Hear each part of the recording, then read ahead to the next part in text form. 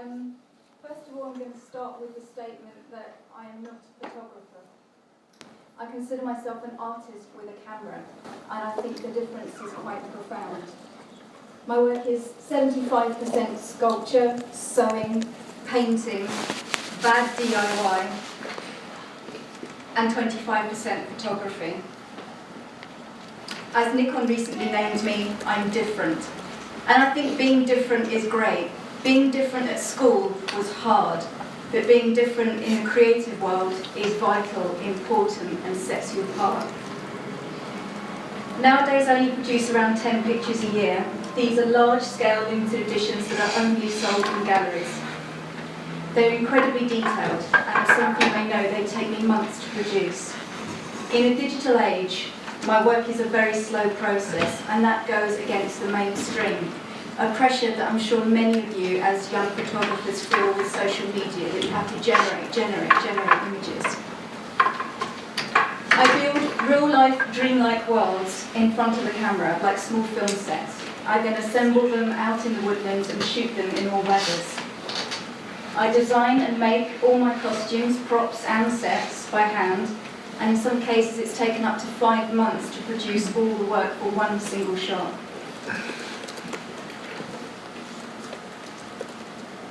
So from this perspective, I'm going to be quite different to some of the people that we've spoken with. I cover from fine art background, from fashion, as Jim's already explained to you. My photography is self-taught, so really my entire view of the works that I create comes from an art history background rather than a technical one. I work for myself. I've never shot any commercial work, and I am not a fashion photographer. Everybody says this about me, despite what the internet goes. In the past 5 years, I've been working on a deeply personal project called Wonderland. This consists of 74 large-scale photographs, which have been entirely created by myself from the ground up. It's self-funded. There was no Kickstarter, there were no grants, and it was entirely produced by myself. I have done this with the help of several friends, one long-suffering husband who's here with me today, some incredibly patient and fearless models, and my partner in crime, LB Van Eden, who is the hair and makeup artist. So for those of you who follow the series, you will know her name. We're a tiny team, but we've achieved something with barely any budget, and I think that's something that a lot of people are interested in about this project. There are no massive teams of assistants and no funding, and to me that feels like a really special achievement. And it's proof that you as students, as people who don't have the means to this kind of money, that you can do it as well. This series has formed a lot of special relationships for me. The tiny team that I mentioned, but it has also completely changed my life. As Jim mentioned, I was a fashion designer for over a decade, something that I've done 2 degrees to learn for. So picture yourself doing the course that you're on now, double that, work in a career for 10 years, and then decide to walk away from it. It was the biggest decision of my adult life, and it was terrifying, but it was equally something that was born from passion that I just felt that I had to do. The series has pushed me beyond all limits that I thought was possible. It's turned me vegetarian. It's changed my empathy with so many things around me and has given me this really prolific connection with nature, which I never experienced before. It's won 3 international awards. It's achieved viral status online, and I'm really proud to say in the last year it's been published by Vogue, the BBC, The Guardian, Harper's Bazaar, the Daily Mail, just to name a few. So it's turned my life upside down. And for those of you who will know about the story of Wonderland, you will know that the origins are quite bittersweet. Yes, there's been this amazing life-changing experience for me, but it all came from quite a tragic beginning, which sadly was the loss of my mother in 2008. So you've seen a few bits of what I do. What I want to do before I go any further is just play you a film of one of my shoots for those of you who haven't seen how I work. The piece that I'm going to show you is called She'll Wait for You in the Shadows of Summer, which is a piece that I shot in the summer of 2013, and it is one of the biggest challenges that I've ever put myself through. In fact, it was quite ridiculous. I had no idea what I was doing, but I had the vision in my head, and I wanted to push through with it. It involved taking a giant boat through it into the woods. Oops. Here we are.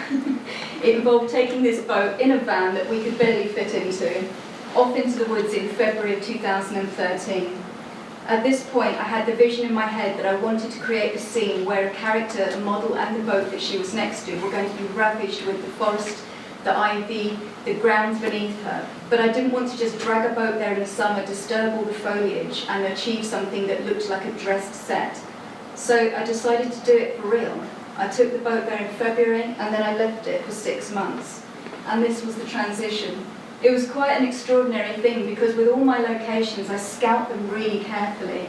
And this was the first time that I'd taken my trust in an area, having no idea what it would look like in 6 months' time, and just left the boat there crossing my fingers. I would go back every month or so to check, and it was the most extraordinary thing that in that time, it suddenly sprung up into what looked like a rainforest by the time we did the shoot. So there was a lot of preparatory work before we even got there. Once the boat was in position, I then went back for a week before the shoot, where I tangled more undergrowth into it, sprayed bleach onto the sails, smeared mud everywhere, made it look like it had been there for 1,000 years rather than 6 months. I'll now play the video so you can see how it turned out.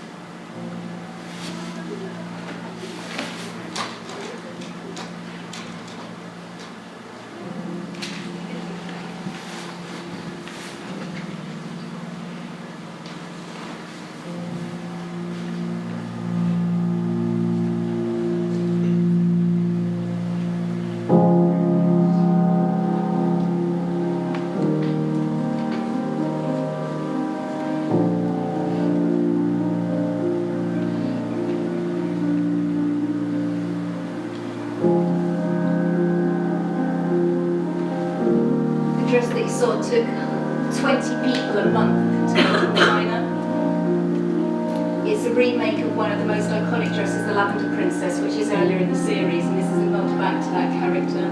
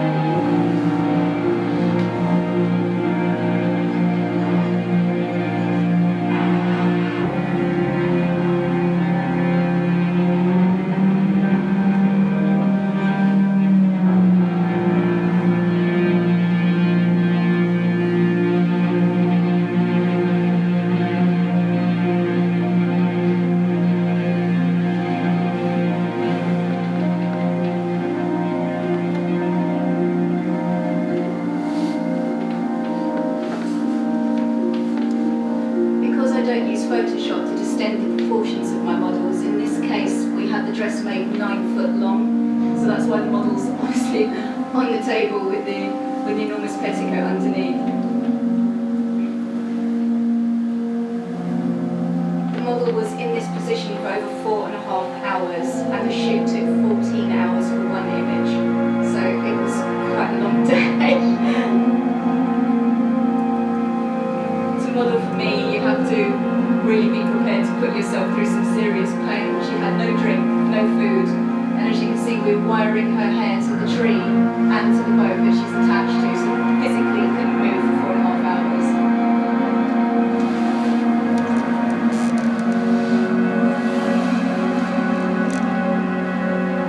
That's my dad. The first shoot he's ever been on, and will probably be the last one he'll ever go on. This for me is the magic. This, when people say, why don't you Photoshop your work? This is why I don't. Because to stand there and to feel that and to see that is something that I've never experienced in my life before.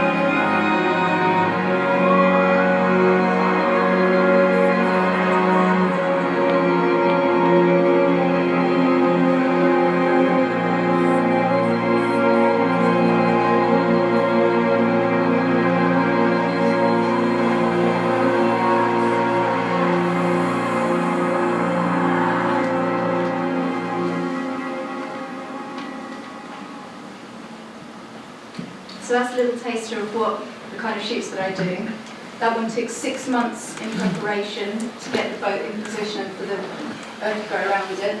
It was 2 weeks of prep of me visiting the location, and when I go to the location, what I do is I will chart the sun, I will take photographs of the landscape where I want to take the picture throughout the entire day, so from morning through to evening, so I know where the sun is going to hit the points. So on the day that we did that shoot, I went prepared knowing we had to be ready at 6:30. It was that specific. So I'm kind of old school in that sense. But like I said, returning to the image, this is a huge conflict about my work, is that people almost get angry at the amount of time that I spend on it. I've seen on the internet photographers infuriated that I waited a year to take a photograph with some certain flowers. It's just for me, I don't feel that I could achieve the work that I do making it in a computer. It's different for other people. But for me, the reason I gave up my job and the reason I started this series was emotion and human connection, and not about making pretty pictures. So, to start with, Wonderland. I know I'm probably telling you a lot of stuff you already know, but the series began in 2009. It started 8 months after my mother Maureen died of cancer. I was working as a fashion designer at the time. I had no intention on becoming a photographer at all. I had a hobby that I mucked about with, took pictures on the way to work, but I never knew it was going to completely change my life. My mother was diagnosed with cancer in April 2008, and her decline was really rapid. It happened in France. She'd gone out there to retire for a few years before coming back after having an adventure out there. But unfortunately, after she'd been out there about 6 months, the disease took hold of her and we couldn't bring her back. She was a teacher, and she was a teacher that I can only explain to people as like a Dead Poets Society teacher, where children would adore her and they would come back when they had their first child, when they got their first job. It was someone that they would return to again and again because she had this connection with people.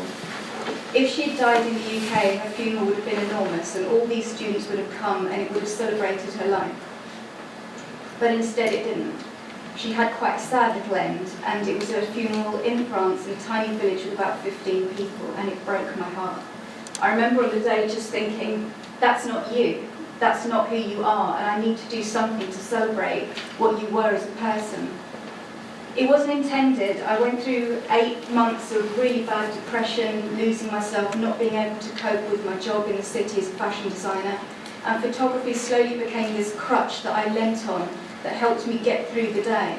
I could forget who I was behind the camera. I could direct it at the pain of other people. I took street portraits of people that reflected back how I felt. It became a bit of a therapy for me. But then in the summer of 2009, I decided I wanted to do something that would commemorate my mother. Not about the physical person, but about her essence, about the gift of imagination that she gave to children and myself. She was an English teacher and literature was her passion. In our house we had all these amazing, beautiful books. It's kind of an embarrassing thing to admit, but my mum read to me into my early teens, which I know at first sounds a bit disturbing. But it's not in the sense of bedtime stories. It was more about the way we share. We always share photographs and music now on social media. We find something amazing and we want to share it with people that we love. For my mother, it was about books. So we had all these beautiful old folklore books, Eastern European ones, Baba Yaga, the Snow Queen, fairy tales that were kind of dark with a bit of a twist to them. Never sort of sugary princesses. There was an edge to these books. After I lost her, the memories of the hospital were too much to take for me. In fact, they destroyed me, and 6 years later I still cannot look at a photograph of my mother. So I found myself retreating back to a time that I would call a safe memory, a place where I remembered being with her and there was no connection to hospitals, and that became that time when she read to me as a child. So I started to trace back all the original books that she read to me, all the original editions from the 1970s, 1980s. And as each of these little books came through the door, it was like holding on to tangible pieces of my past, and it was a very powerful thing. So I decided that I wanted to create a book that commemorated the essence, the inspiration that she gave to me and other people, about imagination, about beauty. Undeniably, these images have a melancholy to them. It wasn't all flowers and sunshine. And the thing about Wonderland was that although it was fantastical, it also charted in parallel my own journey through grief. So some of the images, there's a sense of loneliness, loss, characters that are on their own. These are all things that were just subconsciously coming through in the pictures. As time progressed on, I found that when I was producing these images, I developed a deep and unexplainable bond with nature. This was something that I had no pre-vision of. Well, my mother isn't buried. My mother was cremated and there's no place for me to go for her. So when I found myself working on these images, I suddenly began to find this really powerful connection in nature that was the places that I would go to feel like I could be with her. I couldn't really make any sense of it, but I would say that the woods became my church. So whenever things were difficult, I would go there. And even now, there are certain images in the Wonderland series that I would go back to, certain places that I would sit and I would feel connected to her. So the series was about a number of things. It was about grief, it was about the stories that she read to me as a child, but they weren't direct recreations of those stories. That's something that's very important, is that these were all my own ideas, all my own characters. I call them hybrids, but they're kind of blurred, mixed up memories of pain, book illustrations, and then combined with this new feeling that I had for nature, that I wanted to celebrate it all together. So as well as that, I looked for the high points in our seasons. I looked for snow, for the yellow leaves, for the blooms of wildflowers, things that are actually quite modern phenomena that we take for granted. I feel in a digital age that today we look for our escapism in digital form. You know, we look to films, we look to games, we look to all these gadgets to escape when we're not feeling great about ourselves. But the power of what I found in getting back out there and getting into nature and seeing the dawn, this was one of the most incredible moments of my life the day I shot this picture. I stood there crying my eyes out when I took this picture. It meant so much to me. And there I was in my early 30s and I had never seen a dawn like that before. And it was an extraordinary thing that has become such an integral part of my life, producing this series, that I hope it comes through in the work, and it's a very important part of it for me. the relationships with the people that I had, as you can see, all of it was a combined thing. The narrative of Wonderland is too complicated for me to explain here today. I mean, literally, you would have to sit here for a week. But for those of you who may have been following the series, you may be aware that alongside each image, I write a diary. The diary has been going for 6 years, and it charts from before my mother's treatment, through her loss, and then through the beginning of this. When I first started writing it, maybe 2 people read it, and I just poured my guts into it. It was a release, a therapy like the images are. But as the series started, I began to multi-layer the entries that I wrote. So I'd write about why I took the images, what they meant in the fantastical sense in terms of the Wonderland story, but then also what those reflections were in real life and how I was struggling and coping with grief in that reality as well. Also later on it became important because people didn't believe my work was real. So it also charted the creation of each image to show that actually, yes, the model was 9 foot, and yes, the boat was there for 6 months. Within the series, there is one main character, and again, for anybody who follows the series, they will know is a model called Katie Hardwick, who is my muse. And out of 74 the images, I think she's in at least 45 of them. And she is my parallel. She's almost like a self-portrait for every time I take her photograph. Her mood subconsciously affects the images. So this one was the beginning of the series, Once Upon a Time, which was a metaphor for her falling into the story. For me, it was me hiding behind the camera.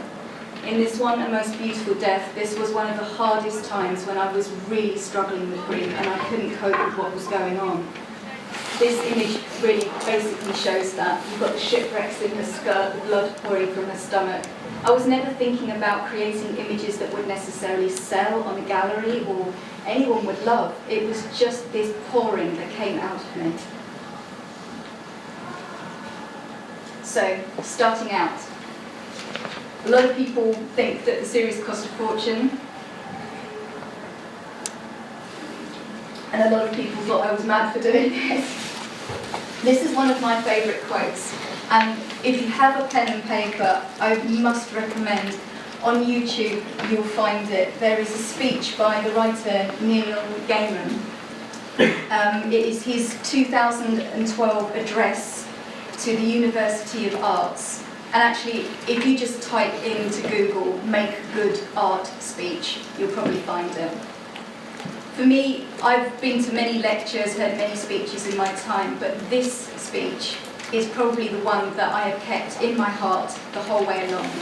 It's honest, it's not too confusing or wordy, and it's just a beautiful lyric of this man talking about his passion for what he does and how he got through it. And it's very matter of fact, and that's what I love about this quote before we go any further. When you start out on a career in the arts, you have no idea what you are doing. If you don't know something is impossible, then it's easier to do. And that is exactly what it was like for me. Because if someone had come to me 5 years ago when I stood in that lavender field, terrified out of my wits, working with the first model ever, with a makeup artist that I'd lied to and I'd said I'd done many photo shoots before, and I hadn't. I had just got my new camera, I barely knew how to switch it on.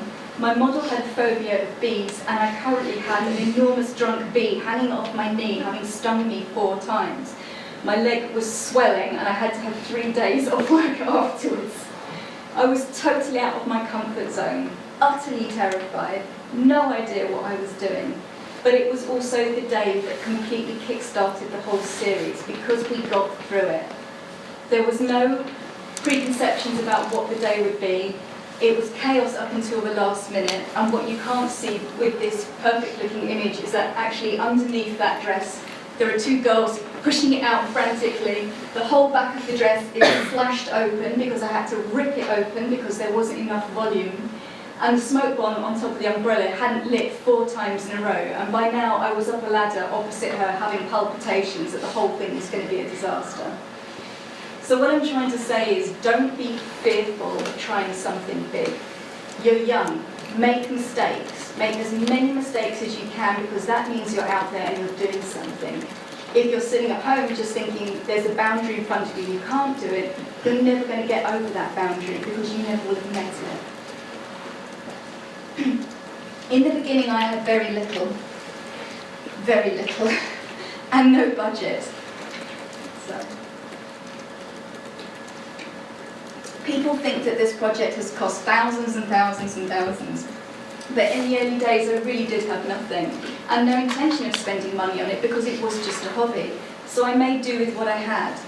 This was a riding hat that I got from eBay for £5. That's an old paint roller stuck in the top. There's an old mouldy cushion under those flowers that's sprayed with water to keep them fresh, and that's just chicken wire. It was not an expensive prop. In some cases, my costumes weren't costumes. I just made stuff on set with some clothes pegs and draped some fabric. Sometimes they were just fronts, they weren't even proper things. The wonderful thing about a photograph is it doesn't move, and they're not actors or actresses, and they don't have to run through the frame. As long as it will hold together for those few seconds that you take the photograph, doesn't matter, you've done it, you've nailed it. So this was a pretty pitiful back image of one of my very early shoots in 2010, the beginning of 2010, which was built in position there, held together with some white fabric and some clothes pegs. So it wasn't big money. And actually, the reason that this came to mind was one of my big influences is the film The Piano. I don't know if any of you have seen it, but there's a scene in it that I saw way before I started Running Man that set off a spark in my head. And I call it the Victorian Photoshop, and I'll show you why. I'll just show you the clip.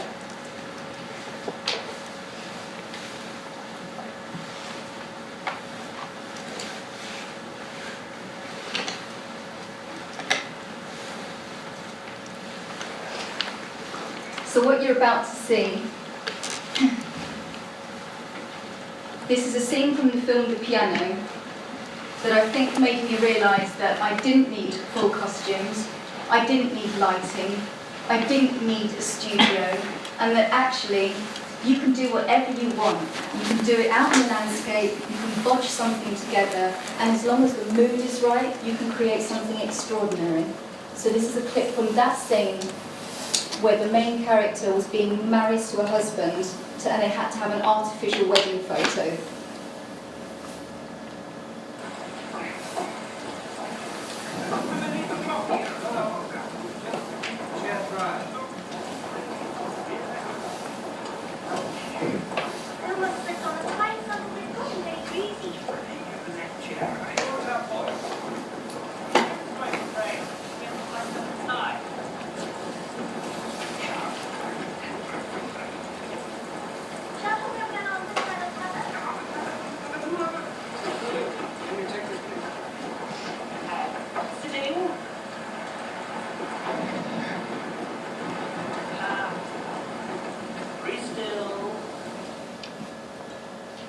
That moment has stayed with me for years. I love the colours of it, I love the fact the rain was ruining everything, and I love the fact it was all a complete lie. And that's what I think is amazing. People think you need computers to make lies, but you can make lies in real life and make them wonderful. So that's something that has stayed with me.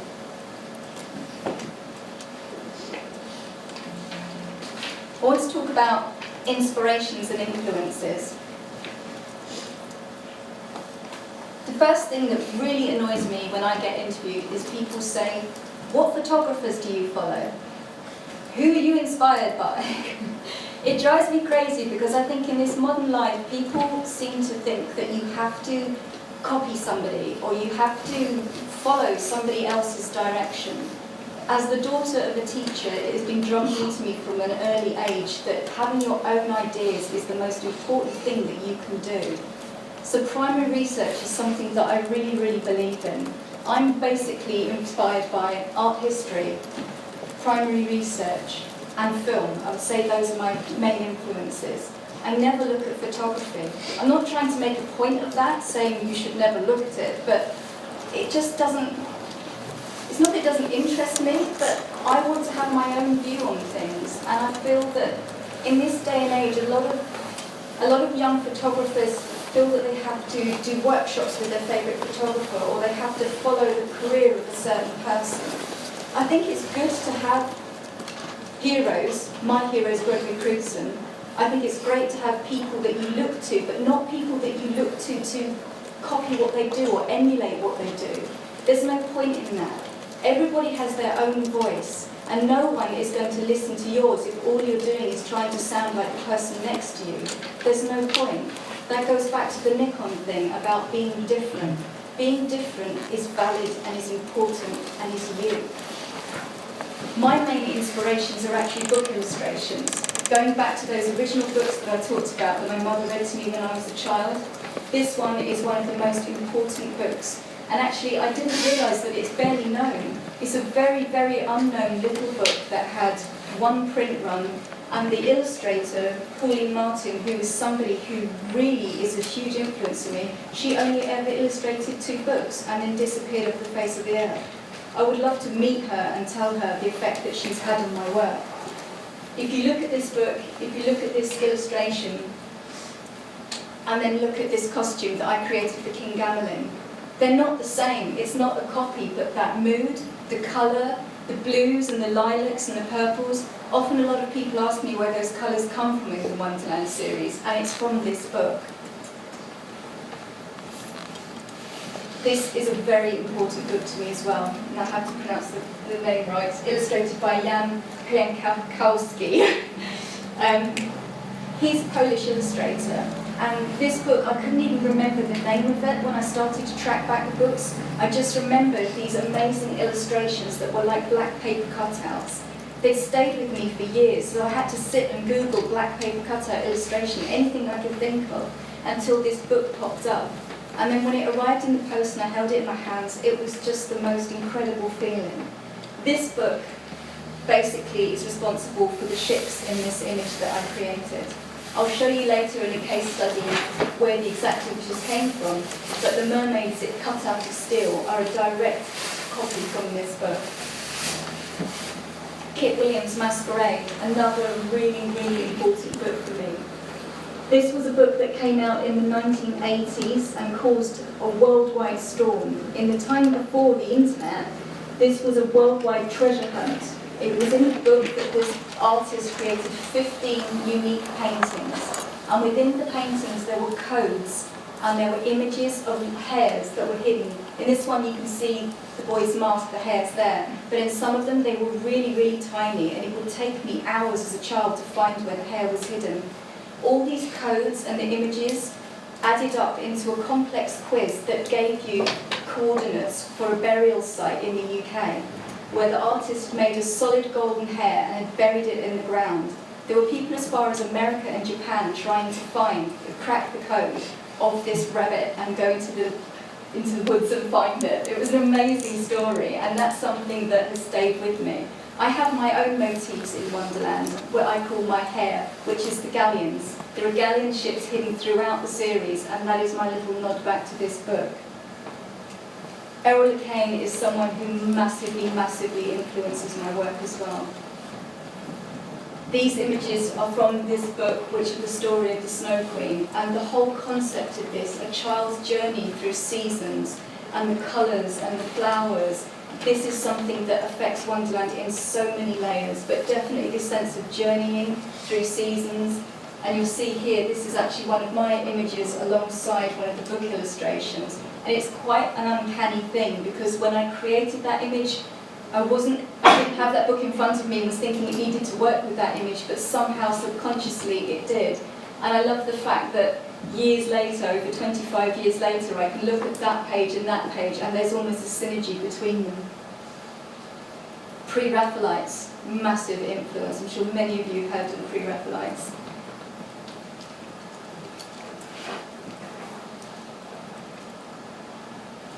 Gustav Klimt, somebody else that I absolutely adore.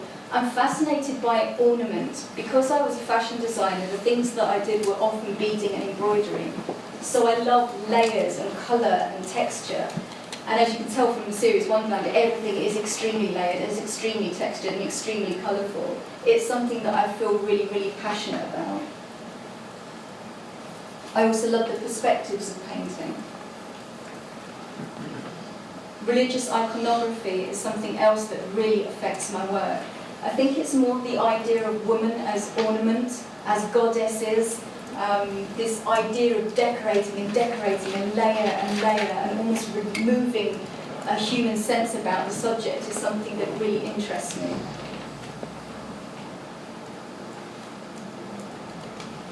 Art Nouveau movements, Art Nouveau and Baroque, I love excess and ornament. This is the work of Alphonse Mucha, and as you can see, it transcends into many things, even down to the hair of the ghost swift here. It was something that was in my mind.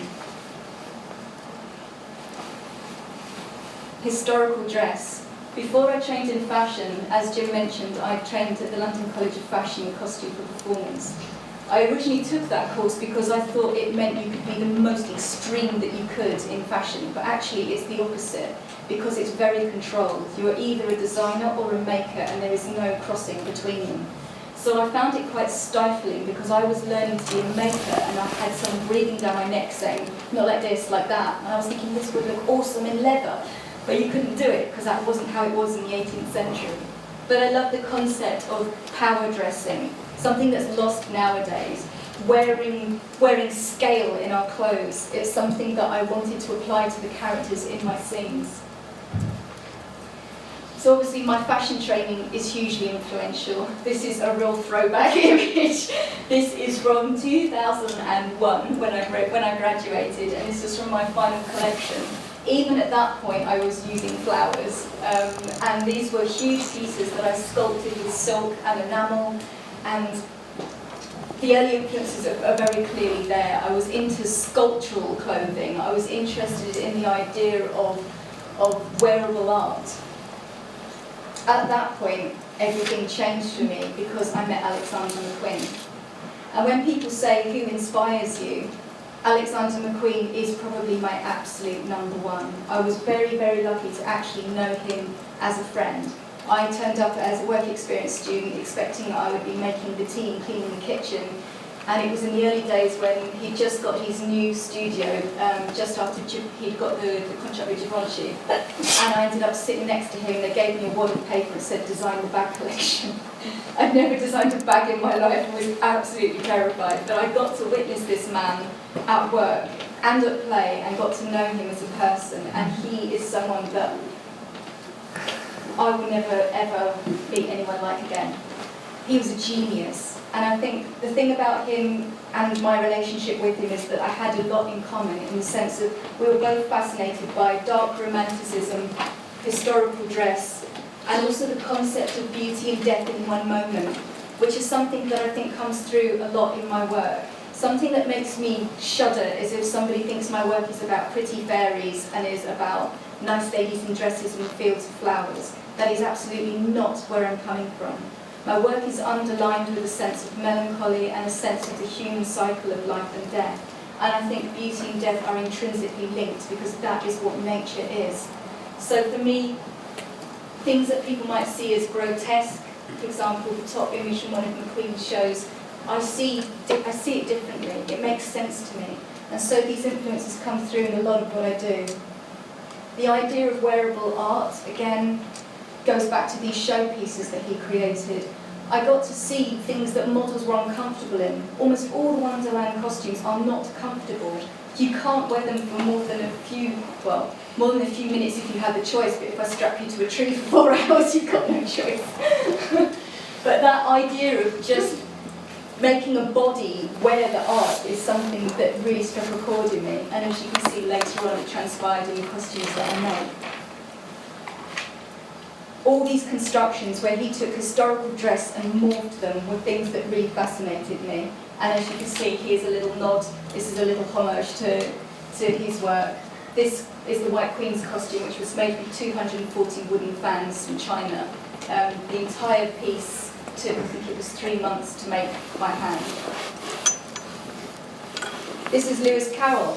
I didn't even know he took photographs, but he did. And he created these, again, like I say, Victorian Photoshop images where he would dress up children to create characters.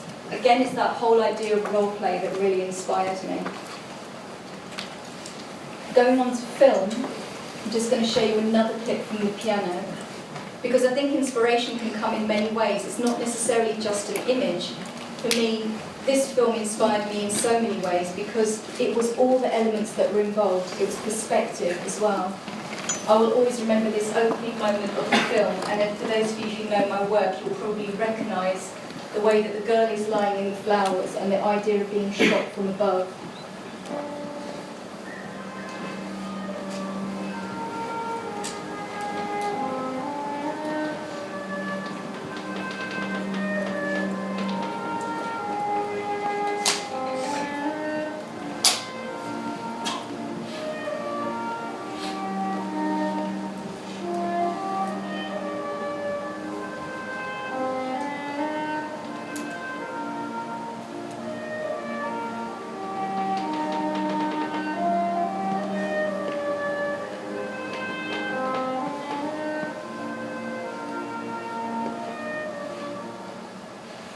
Still gives me goosebumps when I see clips from that film.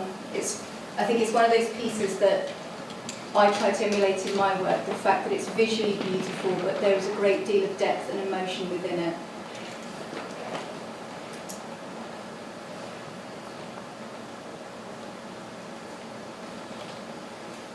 Other influences, more Victorian Photoshop. I don't know if you know the story of the Cockney Fairies, but I absolutely love this one. It's all a big fat lie.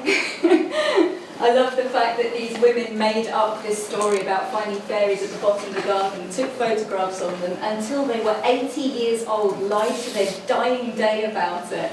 And again, I think that's that whole joy of creating something extraordinary, lying, but doing it for real in that sense. Love that story. Pan's Labyrinth, obvious, massive influence, adore it. And the film scores I listen to repeatedly to the point of ad nauseum. Film scores are really, really important to me. I find that when I edit my photographs, I almost need to believe in them. I've got a still image in front of me, like a film still, and then I want it to breathe. I want to feel emotion when I edit that picture. I want to be swept up in that image. So I notoriously have my music up full whack and be crying, editing my images late into the night, pouring myself into it. This is another unsung hero film which I absolutely love, the film The Village. Again, the whole sort of relationship with nature, good and bad. This film had a very, very direct effect on Wonderland because it affected this character here. It affected her costume, as you can see, the yellow cloaks at the top. It was all about the idea of the yellow being good and the red being bad. And that contrast was something that I wanted to portray in this image because this was about a turning point in Wonderland where the main character, Katie, was trailblazing on her way back home and was going through sort of a dark wood, and this was about her energy shining through. Land art is also really important to me, and if you know the work of Andy Goldsworthy, you'll recognise this. So taking contrasts in nature. You know, nature is amazing. When I took this picture, everyone just started pounding the keyboard saying I painted the leaves, but I hadn't. They were pure, yellow, lovely leaves that I'd found near my house and had to drag 6 black bin sacks through the streets of my estate, much to my great embarrassment. But I think my neighbours have got used to me now anyway. Next, number one most massive hero of mine is Gregory Crutzen. If any of you know much about my work, if you follow me on Facebook or if you read my diary, you'll know that I actually got to meet the man himself. When was it? November? Yeah, November. One of the most amazing moments of my life. I turned up like an absolute giggling fool, clutching his book, desperate to just get a signature off of him. And it ended up with me actually talking firsthand with him to find out that he actually knew my work, which totally blew my mind, and he was just fascinating to listen to. I think this guy's an absolute hero, and there are a couple of fantastic quotes from him here that I really believe in. The photograph is still and frozen from day one. I've been interested in taking this limitation and trying to find the strength in it, like a story that is forever frozen in between moments before and after, and always left as a kind of unresolved question. Gregory Crutzen is light years away from what I do, but I respect him so greatly, because when you speak to him, he's just there is just a sense of genius pouring out of him. There is so much thought in his work. There is so much theatre. He takes movies in a single shot, and that's something I aspire to. I may have achieved it with a few of my images, but he achieves it again and again and again. And for me, this is my idea of inspiration. Not trying to copy someone, it's being inspired by what they bring to us. I also think this statement that every artist has a central story to tell, and the difficulty, the impossible task, or the only possible task, is trying to present that story in pictures. I think that's another really important thing that we all need to think about in our work. When I was talking about having a voice, having your own voice, make that your project, make that something that is about you. You have a story to tell. Another artist that I gratefully respect is Nick Cave, not the singer. This guy, some of you may have never heard of, but he is incredible. And I think this is the direction that going forwards I want to push myself towards. I want to take the concept of wearable art and take it to an absolute extreme. His work is fascinating, you should have a look at it. So, I'm just going to quickly walk you through the amount of work that we're going to shoot, because some people are always saying, how do you do it, how do you storyboard, how does it come out? This is just a quick flick through of the White Queen, which was the image that you saw of the Queen with the big ships. As you know, as I explained, this is the book, Kingdom Under the Sea. The images that you see there, the mermaids, those are the ones that I've remembered in my head in all this time. I wanted to create a scene that was kind of like a pop-up storybook, with this queen surrounded by her ships that looked like they'd come out of the water and were made of paper. So I was influenced by the Queen's Armada, Queen Elizabeth, historical dress, the book that I hung back, and then these beautiful images were actually from a doll maker that I saw, because I also design all my own hair and makeup as well. I'm very, very lucky to work with a very patient hair and makeup artist who allows me to control that. Some of you may have experienced working with hair and makeup artists who just see that that's their job and you photograph things. That's not how I work, and it's why I primarily worked with one makeup artist for all this time, because she allows me to design it, and then we will work together, and then when she's doing the makeup, she will put up with me sitting next to her going, a little bit more like this, a little bit more like that. But it's my painting, you know, I have this vision in my head, and she is my paintbrush. She allows me to do that. I decided, as well as building this epic set, that to make things just a bit more ridiculous, I also wanted to shoot it on water. Once again, I had no idea what I was doing. I work backwards. I always wake up with these big ideas and then panic and then think, how the hell am I going to make it? Rather than starting small and working up. It means I give myself a very high benchmark to work to. It also means I get terrified and completely stressed out when I do it. But then the sense of achievement at the end of it is incredible. Making the costume, 240 wooden fans. This was in the days before I had a studio and everything was made in my living room. Out my back garden, that was my studio as well. Because I didn't have lighting at this point, I knew that if I was going to shoot a white costume in daylight, it would be a problem for me. And that was because when I was working as a costume designer, I was aware about stage lighting and the fact that white is just going to bounce back loads of light. So I had to spend 2.5 weeks hand painting all the shadows into the crevices of the fans, because on the day that was going to be a lifesaver, and it was.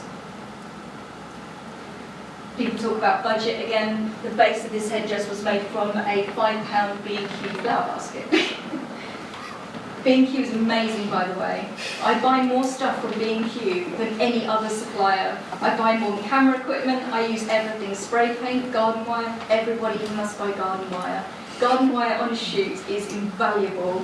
It does everything. You can tie models' hair with it, you can tie branches, you can support things from trees. Garden wire is a top tip.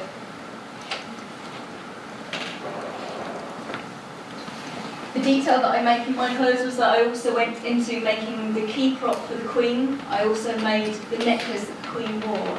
These were made from old antique rabbit bones from eBay. bits of old fan. I'm a complete magpie. I collect stuff all over the place, and then it all sits in a box. And then when I need a 1920s celluloid galleon ship brooch, there it is. So these are the finished products. So this one costume and the ships took 5 months to create everything for. The ships were one of the biggest prop challenges I'd ever had. Started off that I thought I could make them in card. It ended up 3 months later with me almost in tears having to go to an industrial steel factory with the only one in the country with nitrogen gas cutter that at first refused me 3 times until I begged them so much that they would take on the challenge of cutting these ships. They had never cut anything so complicated in all their lives. It was only because I begged them and I told them the story about my mum that they eventually caved in. This is them programming in the design. You see it looks like a star constellation because every tiny point is another point that the cutter has to move. They thought it would take 4 hours to program and it took 24. I didn't make many friends that day. But then this was the moment when it was worth it again. There was a time when, just before these ships were cut, that I thought I was going to have to give up on my idea. I'd gone so far with it that I just felt I'd pushed myself to this point and I had to go through with it, but really everyone else was telling me to walk away. But the day that I stood there and they cut this and that little solid mermaid came out and I held it in my hands, it was a direct reconnection back to the books and the times that my mum read to me at that point. And it was an extraordinary, tangible thing as a woman in my 30s to hold that and to feel that connection back.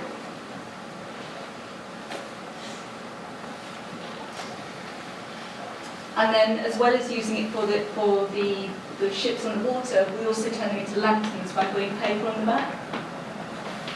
So they were shot in 2 different ways, like a negative, positive. This is us setting up the image. We built an underwater platform for the Queen to stand on. Got a bit out of control with the smoke there. And then that was the final image. And then that was a lady who was, this is another thing. I'm driving here, I was just talking to my husband, talking about the memories of the things that we've done. And when we've done these things, we've never asked permission. We've just bowled in and just gone and done it. There's been no sort of panicking and writing letters and sitting at home and worrying. I don't know what possessed me, but I just thought, hell, let's go and do it. So we did. So we did this picture in a relatively quiet park, but of course there were people. And then by the time we packed up and walked away, we were quite the talk of the area. This picture, the White Queen, is one of the most significant and iconic images in the series. Talking about budget, this was shot with the Queen sitting on the end of my bed with a bit of fabric hanging from the ceiling, leaning on an ironing board, with me sitting on my radiator taking the picture with daylight. This was not a studio picture. Mock-ups. This is a mock-up. It slightly disturbs me. Some people have posted this on the internet and thinks it's one of my finished images, which completely freaks me out.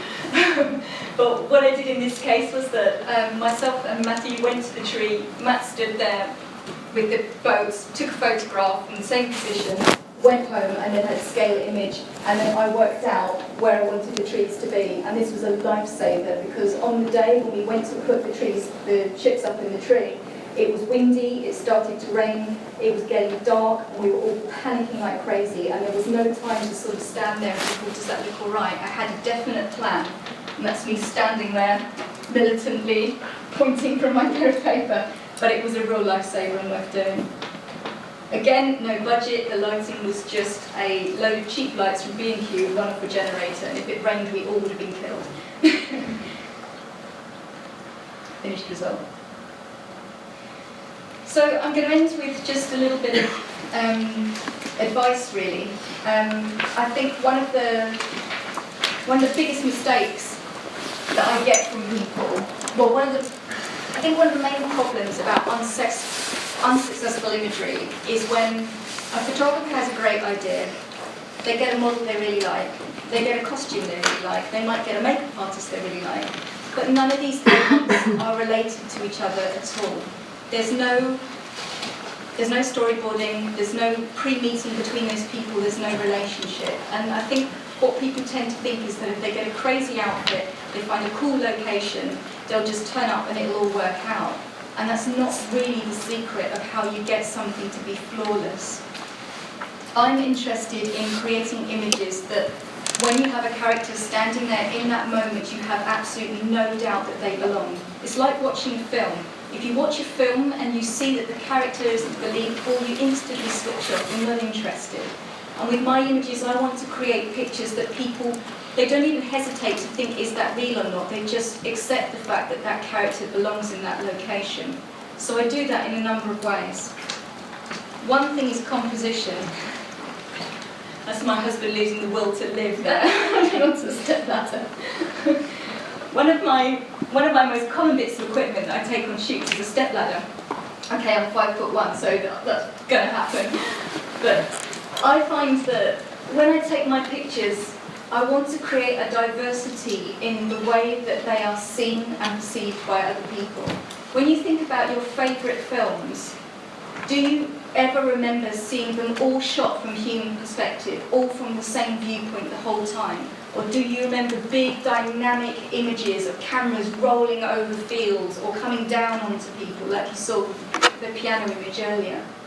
For me, that's what I want to do in my work. I want to tell a story, but I want to tell it from an exciting perspective, not just my little vision point down here.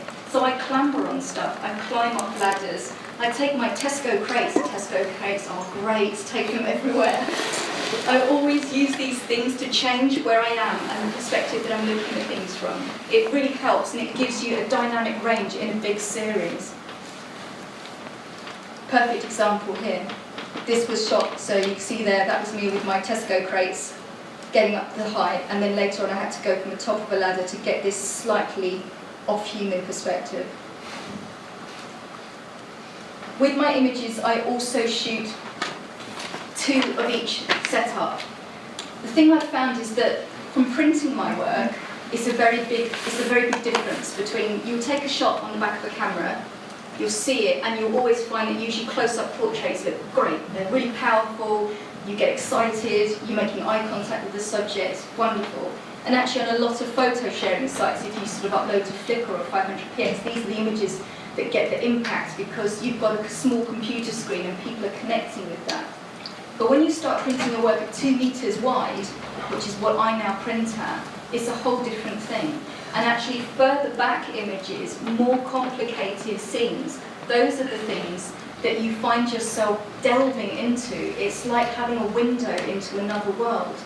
So with the series, I tend to do this thing where with each new character that appears, I will shoot them in 2 different ways.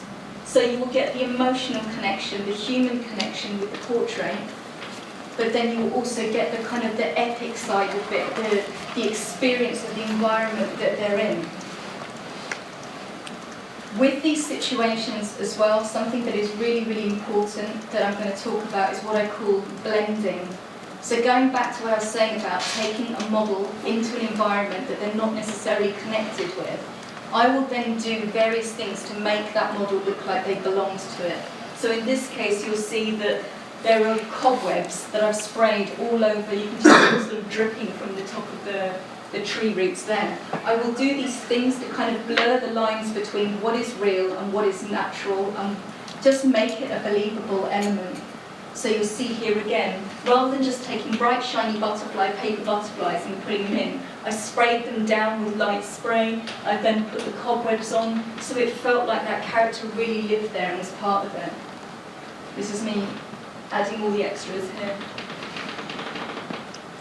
Spray cobwebs are brilliant.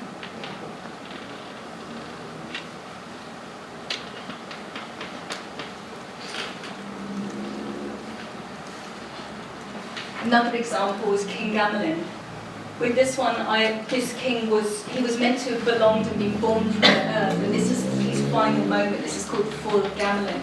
It's a tragic image, and I wanted it to not just be sad king in the woods. Again, he had to look like he ruled the land and he belonged to it. So the only way to do that was to connect him to the environment that he was in. So the poor guy, we took him to this pit where you see the roots, the cut-off point there, and I actually embedded him into the side of the pit, balanced on another Tesco crate. and then dragged all the roots through his hair. And actually the inspiration for that was from, if you've seen Pirates of the Caribbean, you know the guys on those at the Black Pearl, you know, with all the barnacles and everything. That idea of man being mixed with his environment was something that really inspired me. Once he was in position, I then sprayed more colour that frosted onto the roots and him, so it was all blended. Another example was Gamelin's daughter. This one is only apparent really when you see this as a big print. But the thing that was really beautiful about this was that when I was there, I wanted all the folds in the dress to feel like liquid, and originally I was going to wet the dress down, but we had this sort of eureka moment when I was there that there was always beautiful soft grey soil. So we got buckets of it, sieved it, added it into the hair pieces. That was so funky. And then once the model was in position, I sieved all this soil all over her. We embedded her hair into the heather. We sprayed it. We made her belong to the environment. We didn't just go, pretty girl, whack her in the flowers. And that was the thing, that when you see this print up big, that there is no doubt she was there for 1,000 years. You just believe it. And that's a really important thing, I think, is to make your model belong to the environment. Another example is Secret Locked in the Roots of the Kingdom. This one was, it had a costume made of artificial flowers, but then I then took real flowers and blended the two together. So in the end, you couldn't tell where the artificial began and the real ended. Trails. There are two things that you will often see in my work that I use to connect my characters to their environment. This picture wouldn't have been half the picture if I hadn't have put that pink trail in the snow. It would have been a model there, a tree in the background, and no relationship between them. So connecting my model to the environment, again, the same here. If she hadn't had that yellow trail going through, it would be a completely different picture. So it's about making them belong in that environment. So finally, to end, another Neil Gaiman quote, which I absolutely love.